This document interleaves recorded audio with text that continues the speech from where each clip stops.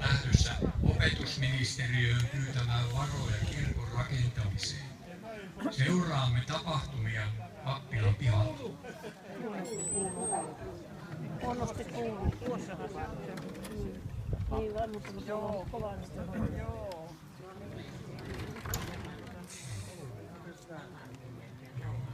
Minä olen kirkon kanssa samaa mieltä. Mitenköhän sinä, Anna-Kreetta, selviät, kun meillä tuo pieni pojukin on tuolla tavattoman vilkas ja häntä pitää koko ajan katsoa perään. Miten sinä pärjäät, kun minun pitää lähteä sinne kauas Helsinkiin? Ja det går väl bra, Pekka. Älä sinä, Pekka, huolehdi. Kyllä minä pärjään. Minulla on hyvä palvelusväki som hjälper mig. Det får så fint. Och du kommer tillbaka på lördag. Joo, mutta kun sinä olet niin nuori vielä ja kun on niin tavattoman paljon töitä täällä. Finns många som hjälper mig. Men Juna, onko sinulla kiire junalle? No alkaa olla kohta kiire. Missä ne Hemminkiä ne mun kaverit oikein on? Meidän pitää kohta kiirehtiä sinne junalle. Juna ei odota. Jaha! Hyvä!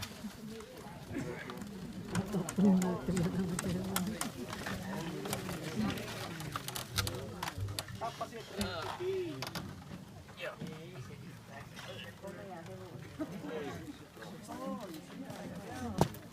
Päivää! Päivää! Täällähän on kirkkoherra jo valmiina ja Frouvakin on lähtenyt saattamaan. No niin, tässä me olemme nyt. Meillä on aika jännittynyt mieli, kun meillä on niin tavattoman pitkä matka sinne Helsinkiin ja kun meillä on niin tavattoman tärkeä asia kysymyksessä.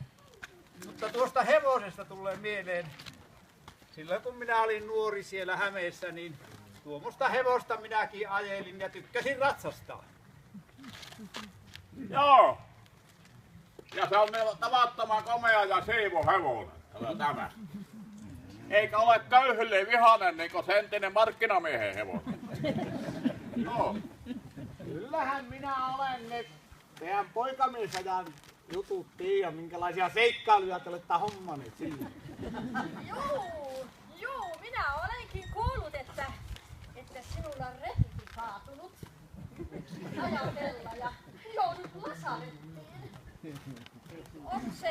On se hyvä, että ne ajat ovat hörpiin. Minun poppahan osti meille piilihäälahjaksi. Ja tulikin illalla jo pyörällä Aholle, kun aamulla on varhain lähtö Helsinkiin. Jaha. No niin.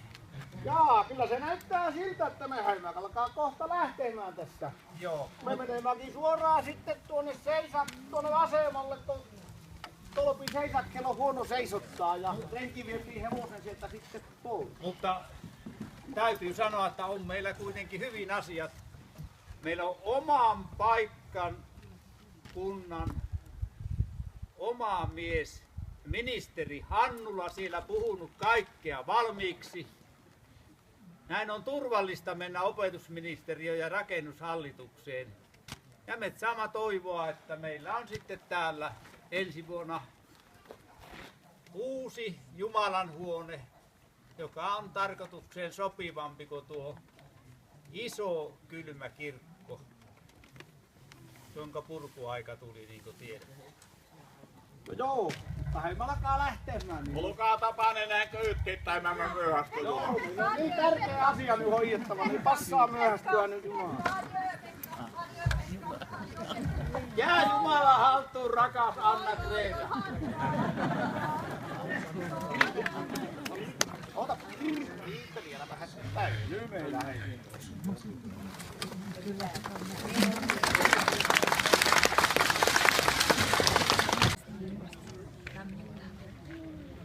Seurakuntalaisia tulee vanhan kirkon viimeisestä Jumalan palveluksesta kylmästä hytisten. Kuunnelkaamme nyt, millaisia herkistäviä muistoja heillä on kerrottavana.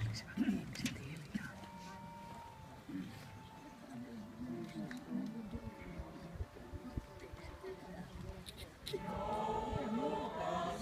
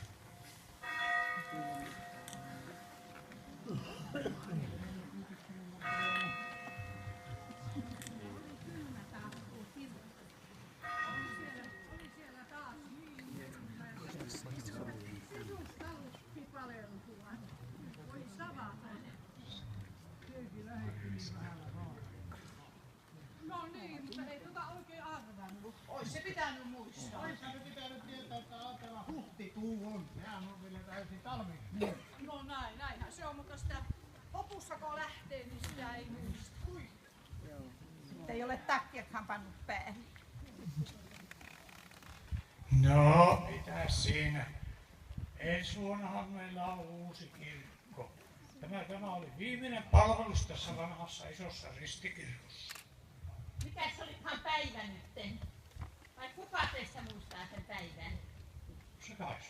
Huhtikuun. Niin, nyt on huhtikuun 2. päivä. Ja palattankaa miehille nyt, että nyt on viimeinen jumalanpalvelus tässä kirkossa. No, huonostihan tämä kirkko tehtiinkin. Hopun kyytissä. Kun Ryssä veti rajan tuohon meidän väylään ja kirkko jäi luottiin. Niin kylmähän se on tietenkin, kun se hopun kanssa tehtiin. Mutta siitä on 120 vuotta aikaa. Sitten ei nyt muista kukaan, kun se on siinä seisonut jo 120 vuotta. Mutta voi tavaton. Kyllä mulla ihan itse meinas tulla, kun muistin, että olen ollut tässä kirkossa kirkon perässä. Niinhän se olet. Mutta minä en ole ollut tässä. Niin, et ole ollut. Niin joo. Minä en ole ollutkaan, kun minähän olen Karunista syntyisin. Mutta minut on pidetty tässä kirkossa Juhon kanssa 1915. Ei silloin Tapaninen vielä ollut. Eihän se ole tullut vuonna 1922. Mutta minä olen ollut Tapanisen häissä. Oi mahdoton, miten sut sinne kutsuttiin? No kun se Tapaninen tahtoi meidän isän kylän vanhimmaksi, se minun miehen, se Juhon. Ja sitten kun vihkiminen tuli, niin kuttu tuli meille. No eihän Juho, joka niin malttanut lähteä saaresta heinänteosta tuolta, kun se oli elokuu ja kova heinäntekoaika. Mutta minäpä nyt minä kyllä lähdin. Ja minä ajoin pyörällä. Joo. Minä otin silloin minun Anni-työrtä. Se on 34 silloin syksyllä elokuussa. Joo. Mutta no, kyllähän minä ja oli ne hienot häät. Voi tietää sen. Morsianti oli niin komea valkeissa vaatteissa ja purvoissa.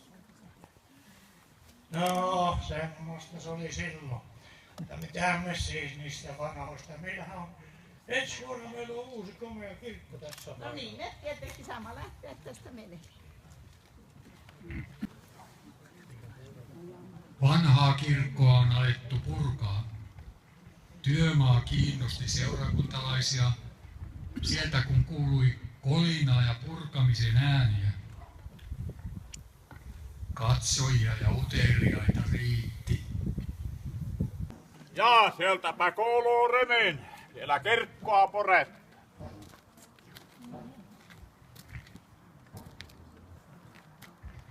Niin on aika homma tuommoisen ison ristikirkon purkaminen. Siellä on paljon miehiä töissä.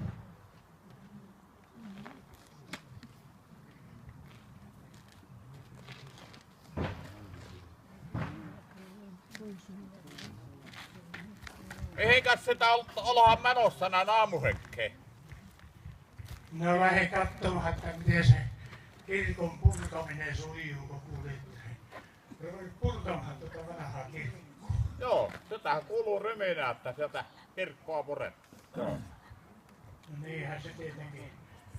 Pitäis vain käydä kysymästä, vaikka pääsisi töihin, niin pääsisikö tuossa suoraan uutta kirkkoa. Joo, tienotahan sitä pitää. No kuule, joo, mulla on samat hommat, että mie kans mennä kysymään töihin. No niin. Joo. Eipä siinä mitään. Katsotaanpa miten se onnistuu tämä meidän homma, että me nyt vissiin käydä jonkun johtajan pohjalla siellä katsomassa, että löytyykö sitä meiltä. Ei, justiinsa, joo. Joo. Siihen on vissiin rahoituksetkin saatu tuohon. Ja kuulemma tiukka aikataulu. Joo. Pitää ensi vuonna olla jo valmis. Niin joo, mie kuulin, että siihen oli 200 000 markkaa oli tullut työllisyysvaroja, että työllistetään parilla 100 000, mutta niin semmoinen määrä siinä, että se pitää olla olla jo ne työt aloitettu ennen kuin sitä rahaa tulee. Joo, joo. Ja mitä on kyllä muualta saanut rahaa sitten? No, joo, sehän, kun katsotte näitä kirkkoja varten perustettiin semmoinen rahasto, jossa Ylitorniolle myönnetty peräti. Niin se rajasepuyhdistys vai mikä se on? Niin, tämä rajakirkkoja varten. Joo, just. Niin siitä saa 500 000 Ylitornioa. Ei, ajattele 500 000. Se on iso raha. Joo. Joo. No kuule, eihän siinä, kyllähän se näyttää, että rahaa löytyy, mutta niin, kyllä sinne pitäisi mennä lähteä töihin. Minä muistan, kun ne lähti sitä rahaa hakemaan, siinä oli kuule tuo Aho Hemminki ja Alatalon Matti oli. Sakari oli matkassa ja Tapaaminen tietenkin. niin, no Tapanin matkassa ne tietenkin sinne lähti. Joo. Tapanin ja eipä siinä se kummempaa sehän. Hannulla hommasi jo aikaisemmin tämä ministeri, kun niin, se hommasi jo aikaisemmin valmiiksi puhut siellä, että niin. Joo, ja perustuksilla tuli kuulemma kiire. Joo. Niinhän se tuli, kato. Se pitää olla tiettynä aikana ja pitää aloittaa ne työt ennen kuin ne rahat saapii. Joo, näin on. Joo. Emmekä me lähde katsomaan ja mä pääsin hyvä töihin. No tehän pääsit. Joo, joo.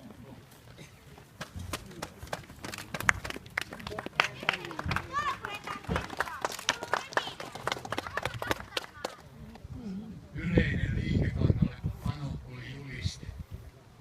Sodan pelko ahdisti kaikkia.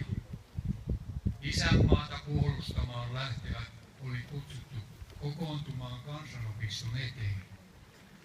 Ylitornion suojeluskunnan päällikkö kapteeni Saarela tuo sotaan lähtevät opistolle.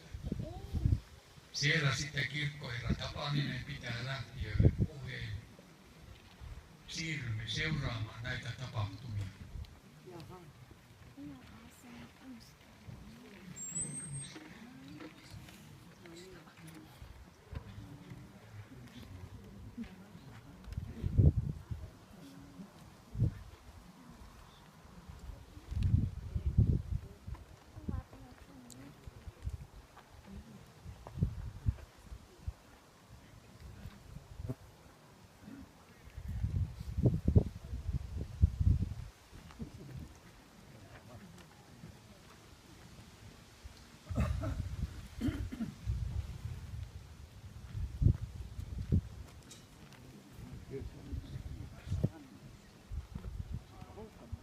Pitäisi tulla sieltä semmonen nuorten miesten joukko.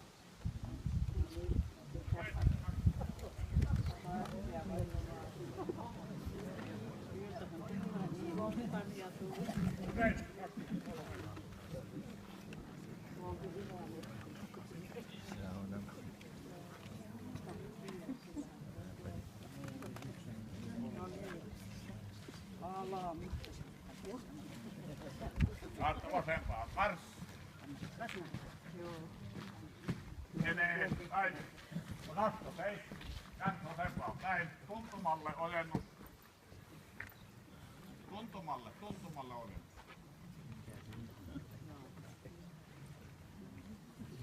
Ilmoitan kirkkoherra Tapaniselle. Hän on reservin kapteeni. Asettu. Huomioon katse Tapaniseen. Näin. Herra kapteeni, Ylitornion miehiä valmiina lähtemään rintamaan. Katso tein, näin lepo.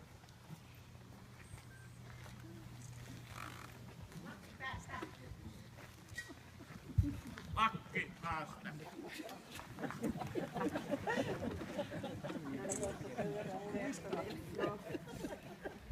Miehet,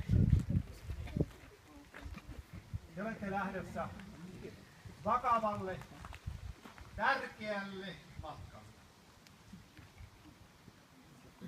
Te olette lähes kaikki nuoria iältänne, mutta isänmaa on kutsunut teitä suureen vaativaan tehtävään.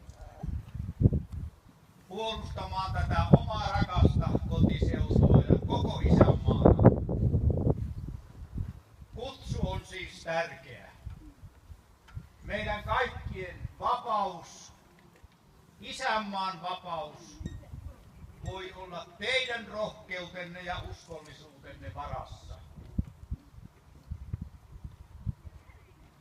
Tulevista päivistä emme vielä tiedä, mutta viestit ovat vakavia. Olkoon teidän mielissänne nämä arvot: koti, uskonto ja isänmaa. Näitä asioita te lähdette turvaamaan. Meidän vihollisemme on suuri, mutta turvanamme on ikiaikojen Jumala. Hänen meidän on turvattava. Häneltä voimia rukoiltava. Voihan olla niin, että te ette kaikki enää saa palata. Sekin voi olla mahdollista. Jumala matkaanne siunatkoon. Hän, joka kaiken parhaaksi voi johtaa. Laulamme nyt Lutherin taisteluvirrestä Jumala on hinna.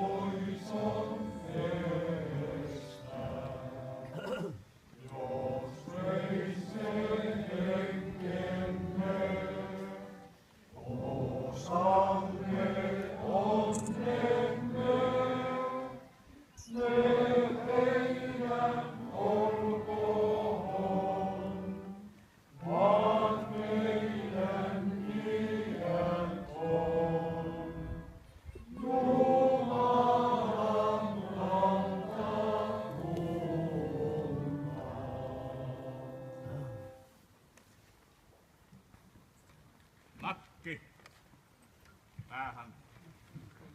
Tässä on 2 tuntia aikaa junaan lähtöön. Täydentäkää vielä varustusta, villapaitaa ja villasukkaa ja sillä tavalla. Ja olen taistellut Saksan rintamalla siellä jääkärinä ollessani. Minä tiedän sodan kurimusta. Luottakaa toisiin. Onnea matkaa. Toistukaa.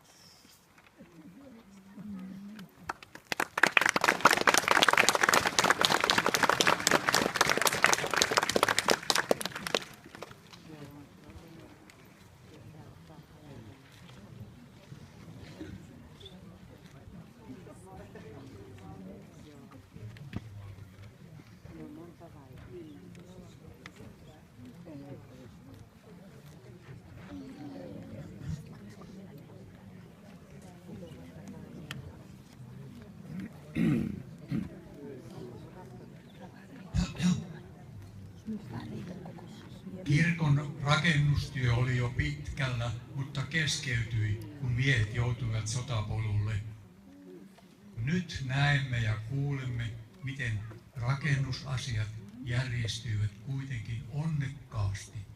Seuraamme, odotamme mitä tapahtuu.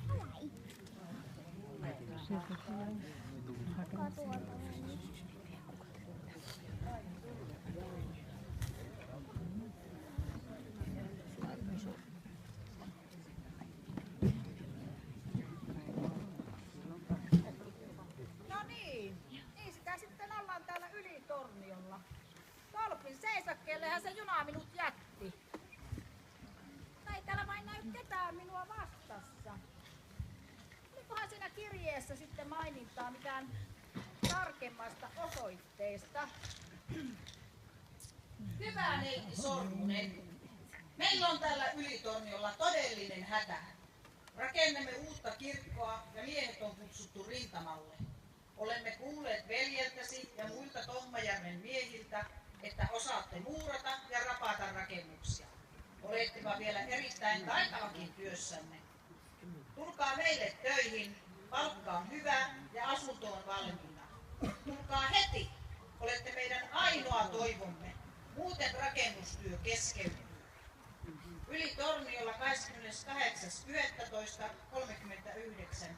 rakennusmestari Räihä. Onpa ne miehet minua kehuneet. Olen ainoa toivo. Onpa hauska kuulla. Ei tässä kyllä ole tarkempaa osoitetta. Pitää ne lähteä, eiköhän se kyläiseltä tule vastaan.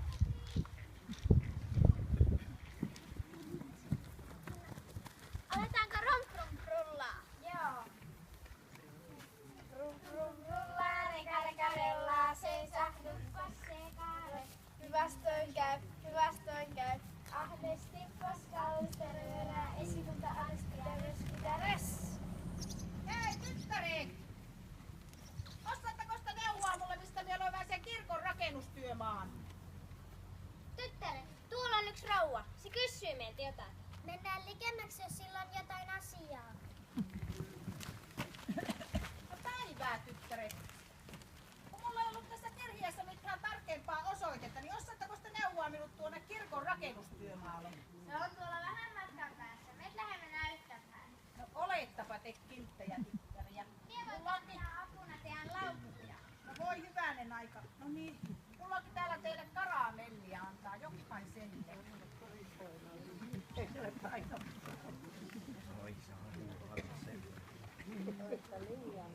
Paljon kiitoksia.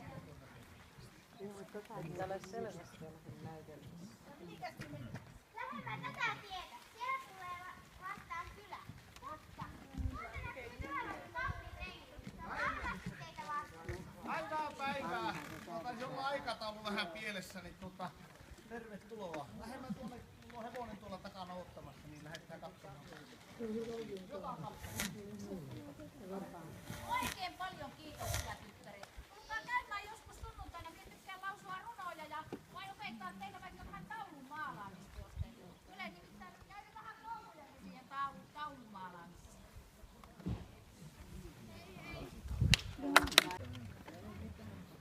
Sankarihautaukset katkaisivat rakentajien työt aina kun arkut tuotiin kirkon sisään.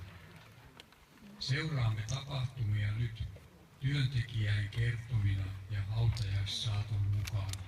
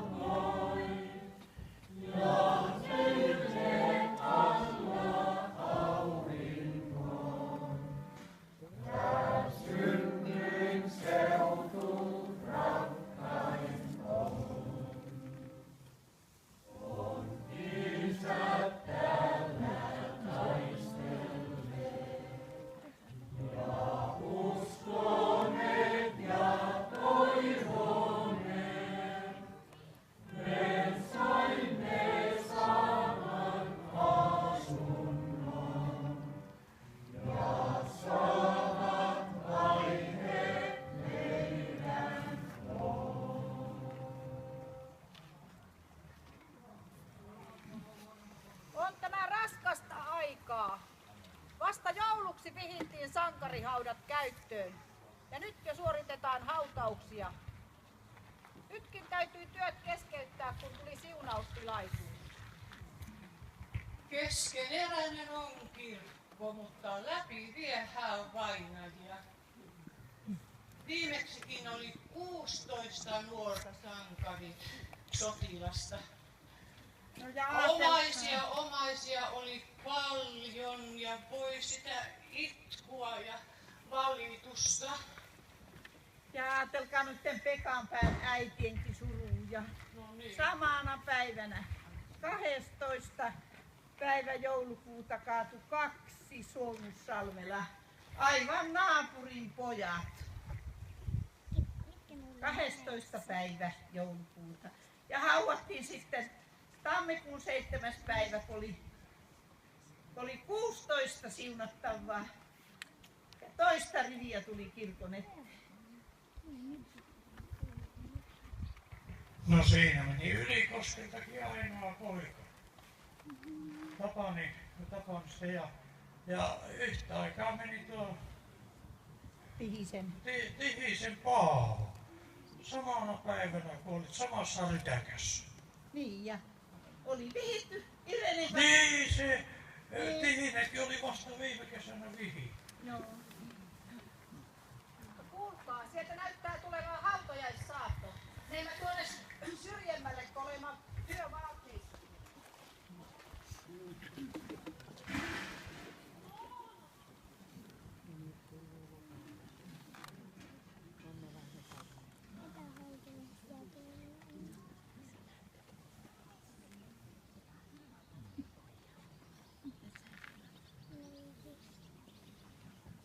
Onko tuo talvinäyttely?